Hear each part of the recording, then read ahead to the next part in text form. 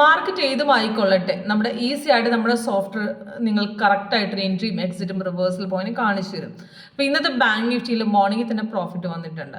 ഇന്നെന്ന് പറഞ്ഞാൽ നമുക്ക് 3 മാർച്ച് ആണ്. അപ്പോൾ ഇന്ന് നോക്കുകയാണെങ്കിൽ മോർണിംഗിൽ നമുക്ക് കഴിഞ്ഞ ദിവസം വന്ന ക്ലോസിംഗിൽ സെൽ സിഗ്നൽ നമുക്ക് കണ്ടിന്യൂ ആയി നമുക്ക് പോയി രാവിലെ തന്നെ സപ്പോർട്ട് സ്ട്രോങ് ആയിട്ട് ബ്രേക്ക് ചെയ്ത് നല്ല റിട്ടേൺസ് മോർണിംഗിൽ തന്നെ തന്നിട്ടുണ്ട്. പക്ഷേ ഇടയ്ക്കൊന്ന് മാർക്കറ്റ് തിരിച്ചിറങ്ങാൻ നോക്കിയാലും പിന്നെയും പറയും സോഫ്റ്റ് അവിടെ ബൈ തന്നിട്ടില്ല, തിരിച്ചിറങ്ങുന്നവിടെ പറയുന്നുണ്ട്.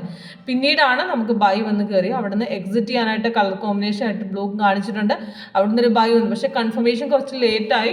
പക്ഷേ അവിടെ നമുക്ക് സ്ട്രോങ് ആയിട്ട് ബുള്ളിഷ് തന്നിട്ടില്ല. പക്ഷേ 1 മിനിറ്റ് നമുക്ക് അവിടെ പിടിച്ചിട്ടുണ്ട്. 1 മിനിറ്റ് നോക്കുകയാണെങ്കിൽ നമുക്ക് അവിടുന്ന് ഒരു ബൈ നിന്ന് സ്ട്രോങ് ആയിട്ട് കട്ട് ചെയ്ത് കയറി. 1 മിനിറ്റ് എന്ന് പറഞ്ഞാൽ നമുക്ക് എല്ലാ ട്രേഡും സക്സസ് ആകത്തില്ല.